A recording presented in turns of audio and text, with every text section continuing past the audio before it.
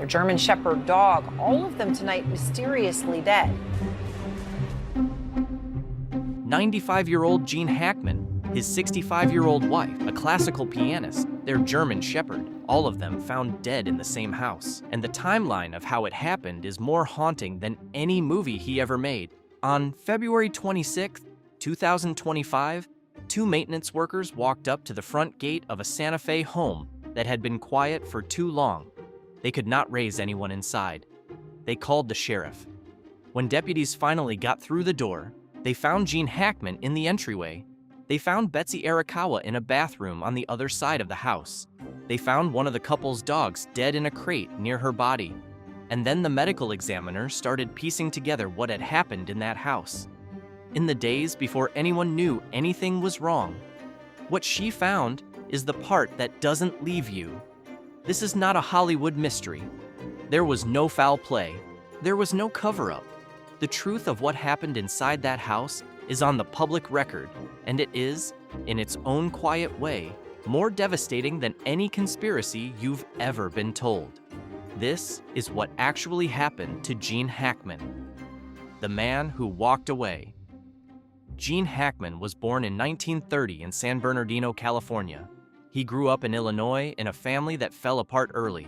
His father walked out when Hackman was 13, and Hackman saw it happen. His father's hand raised in a wave from a car driving away. He told that story for the rest of his life as the moment he understood how thin the wire is between the life you have and the life that gets taken from you. He joined the Marines at 16, lying about his age.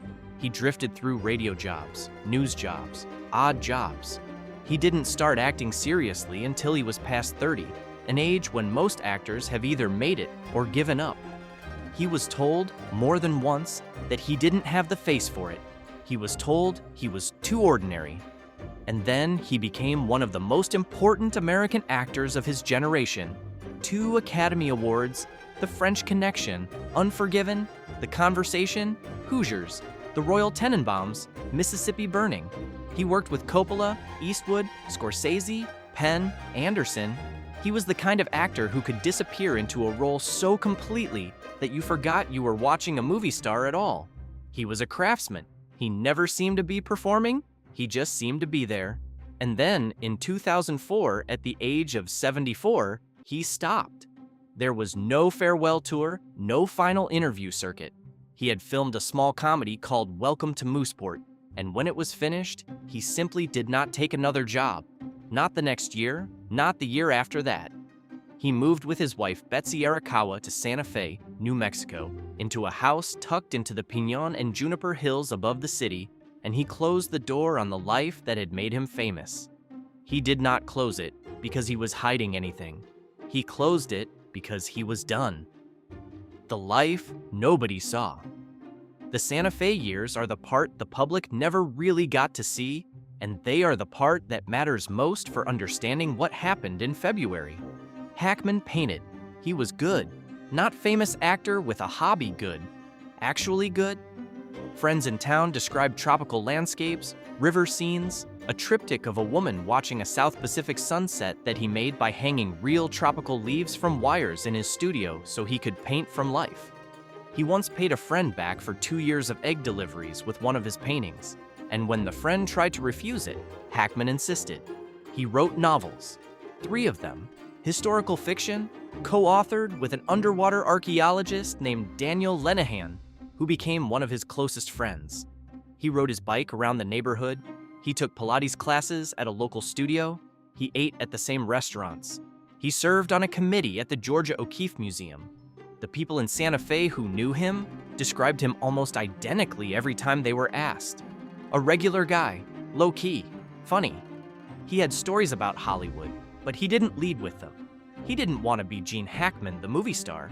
He wanted to be Gene, the guy who lived up the hill and was married to Betsy.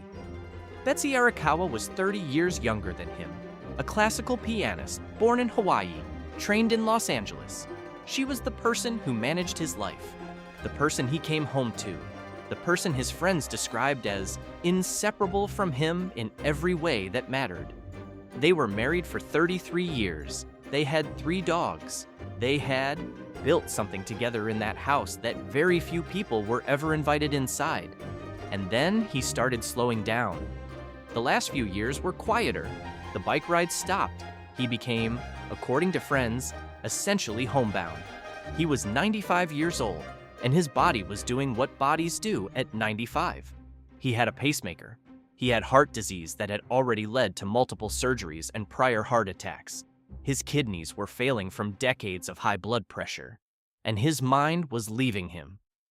Gene Hackman, in the last year of his life, was in advanced Alzheimer's. This is the detail that changes the entire shape of what happened next. And nobody covering this story really sat with it the way it deserves to be sat with. What actually happened in that house? The medical examiner reconstructed the timeline carefully. This is what they were able to determine. On February 11th, 2025, Betsy Arakawa was alive and active. She exchanged emails with her massage therapist that morning at around 11:20 a.m. In the afternoon, she went out. She stopped at a Sprouts Farmers Market between 3:30 and 4:15. She went to a CVS pharmacy around 4:20. She stopped at a local pet food store at 4:54. She drove back into her subdivision around 5:15 in the evening. That is the last time anyone saw Betsy Arakawa alive. In the days before, her computer search history showed her looking up flu-like symptoms, headaches, dizziness, breathing techniques. She was researching what might be wrong with her. She did not know. What she had was hantavirus pulmonary syndrome. It is a rare, rodent-borne illness, contracted from exposure to deer mouse droppings. It is found throughout the American Southwest. The strain in New Mexico has a mortality rate between 38 and 50%. An environmental assessment of the Hackman property, conducted later, found rodent feces in several of the outbuildings. Mice are common in those hills. Most people who live there never get sick. Betsy Arakawa did. The disease moves fast. By the time the breathing problems hit, it is often already too late. Sometime after 5:15 p.m. on February 11th, after she came home from her errands, Betsy Arakawa died in the bathroom of her own house. Gene Hackman was in the house with her. But Gene Hackman, at 95, in advanced Alzheimer's disease, did not understand what had happened. The medical examiner said this directly in the press conference. He was, in her words, in such an advanced state of Alzheimer's that he was quite possibly not aware that she was deceased. Sit with that for a second. His wife of 33 years, the person who managed his life, the person who took care of him, the person who was the bridge between him and the world, had collapsed in their bathroom. And the man she had spent the last decade caring for was no longer cognitively capable of understanding what had happened or what to do about it, or even in any reliable way that anything was wrong at all. He had a pacemaker. The pacemaker kept recording his heart activity for another 7 days. Based on that recording, the medical examiner concluded that Gene Hackman probably died around February 18th. About a week after Betsy, he had no food in his system at the time of death.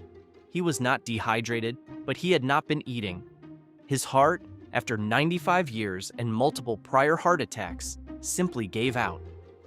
For 7 days, in a house in the Santa Fe Hills, a 95-year-old man with advanced Alzheimer's was alone with the body of his wife and 3 dogs, 2 of which survived and 1 of which did not.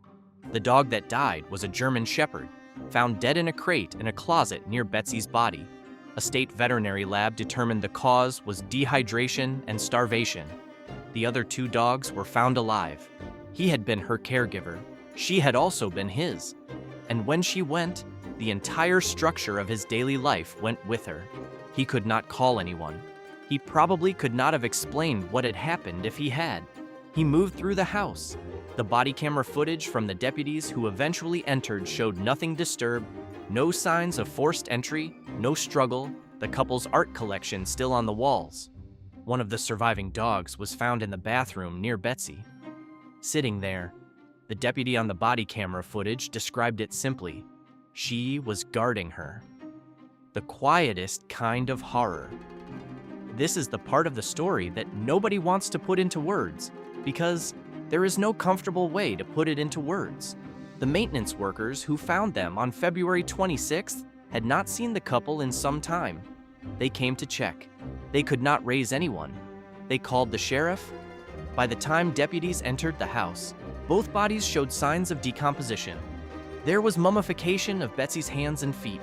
Hackman's body showed similar signs.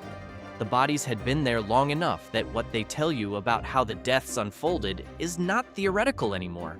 It is forensic. Deputies initially did not understand what they were looking at. The two bodies were in completely different parts of the house. There was an open prescription bottle near Betsy. The pills turned out to be thyroid medication, taken as prescribed, not a factor. There were 5 gas safety concerns flagged at the property by the New Mexico Gas Company, but neither person had carbon monoxide in their system. The early speculation about a leak, about poisoning, about foul play, all of it dissolved as the medical evidence came in. What was left, when all the dramatic explanations were ruled out, was something quieter and harder. A woman who got sick and didn't know what was wrong with her.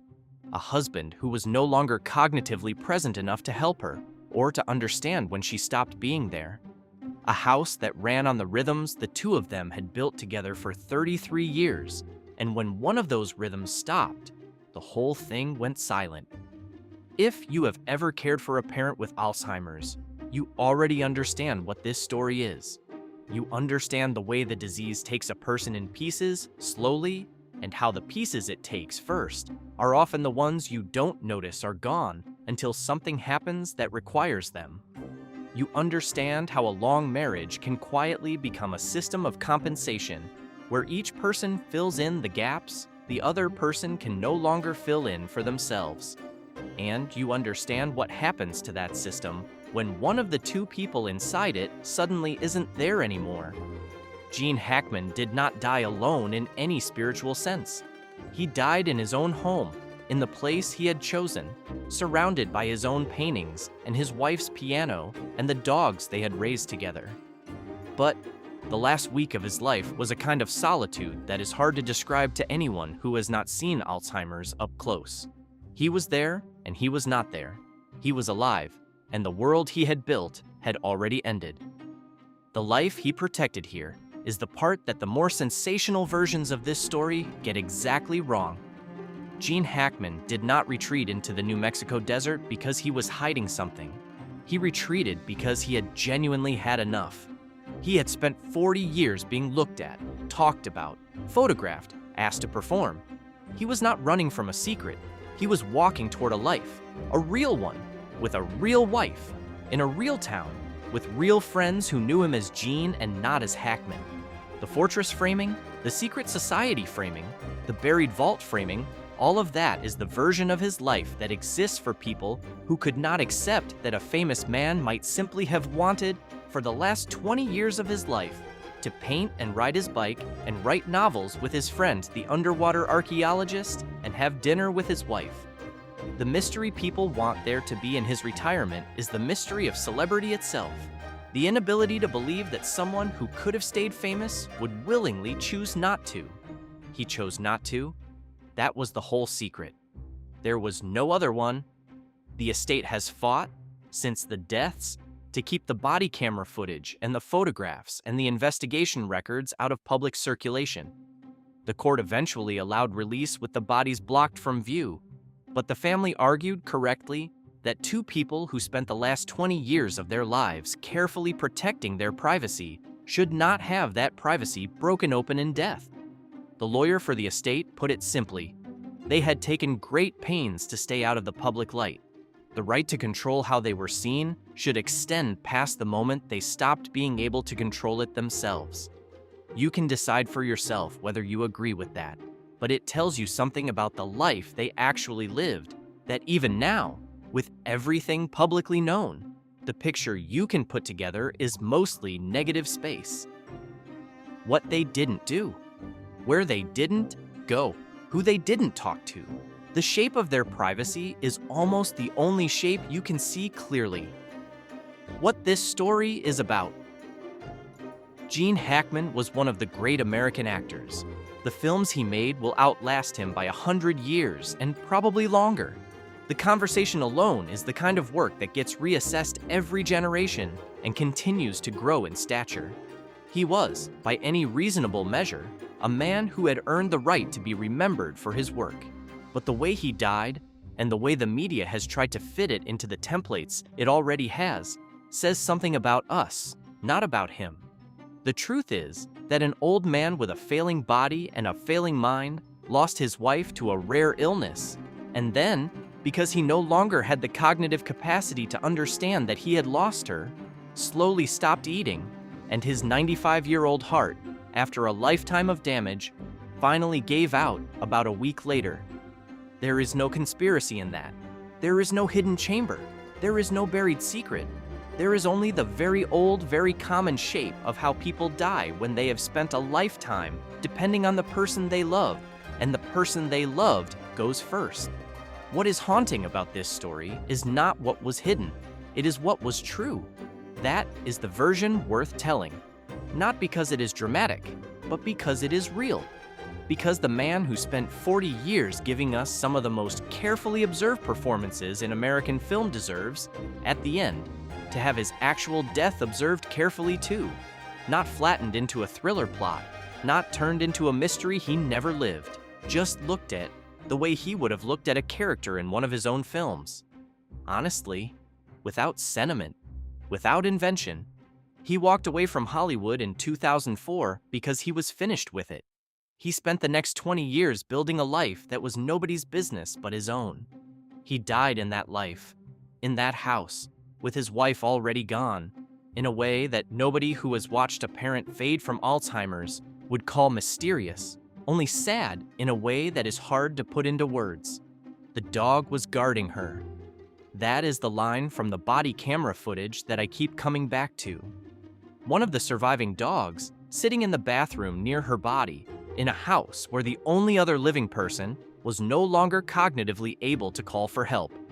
That image is the whole story. The loyalty that outlasts comprehension, the waiting that doesn't end when the person being waited for is gone.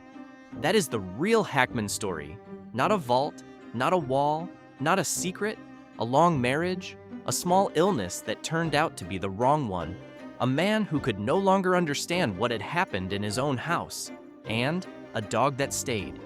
If you want stories that get the actual facts right, the way the people in them deserve, subscribe. We do this kind of careful work because the truth is almost always more interesting than the invented version, and the people who live these lives deserve to be remembered for what actually happened to them, not for what makes a better thumbnail. Rest in peace, Gene. Rest in peace, Betsy. The dogs that survived are home with family. Some stories do not need to be made stranger than they are to be worth telling.